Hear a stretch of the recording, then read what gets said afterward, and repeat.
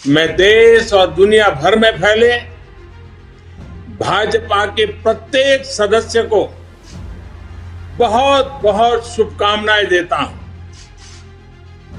कश्मीर से कन्याकुमारी,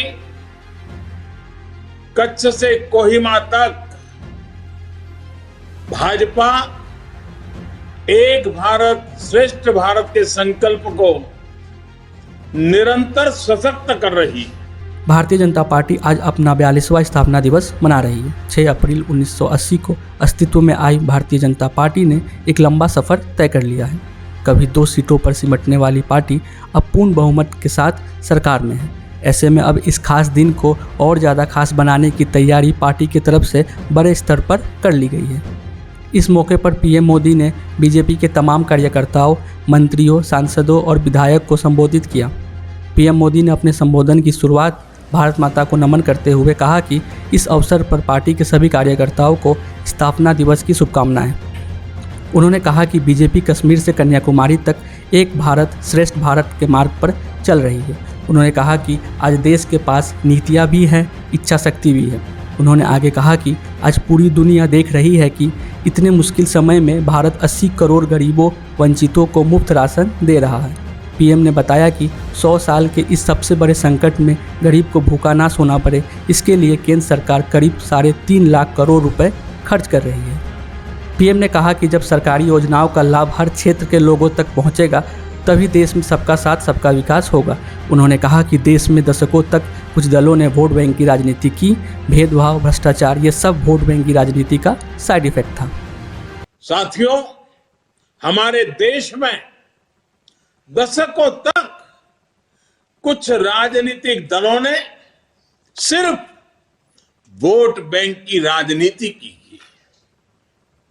कुछ लोगों को ही वायदे करो, ज्यादातर लोगों को तरसा कर रखो। भेदभाव, भ्रष्टाचार, ये सब वोट बैंक की राजनीति का साइड इफेक्ट था। लेकिन भाजपा ने इस वोट बैंक की राजनीति को ना सिर्फ टक्कर दी है, बल्कि इसके नुकसान देशवासियों को समझाने में भी सफल रही है।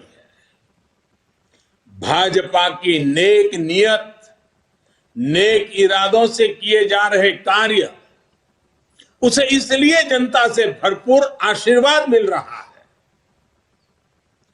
आज देश में ऐसी सरकार है जिसकी वैचारिक निष्ठा अंत्योदय में है। गरीबों, दलितों, पिछड़ों, महिलाओं के हितों के लिए, उनके उत्थान के लिए काम करना, ये हमारी पार्टी के मूल संस्कार है। इसलिए आज दलितों, पिछड़ों, आदिवासियों, किसानों, नौजवानों के साथ ही जिस तरह महिलाएं भाजपा के पक्ष में मजबूती से खड़ी हुई है, वो अपने आप में एक नए युग की ताकत का प्रतिबिंब है। पिछले कई चुनावों में हमने लगातार देखा है, भाजपा का विजय तिलक करने के लिए सबसे आगे हमारी माताएं बहनें आती है। ये केवल एक चुनावी घटना भर नहीं है, एक ऐसा सामाजिक और राष्ट्रीय जागरण है जिसका इतिहास में विश्लेषण किया जाएगा। देश ने महिलाओं को नए अधिकार दिए, सुशासन और कड़े कानूनों से उनमें सुरक्षा का भाव पैदा किया। महिलाओं के स्वास्थ्य की चिंता से लेकर उनकी रसोई की चिंता, गैस, बिजली, राशन की चिंता, इनके जरिए देश ने उनका जीवन बदला है।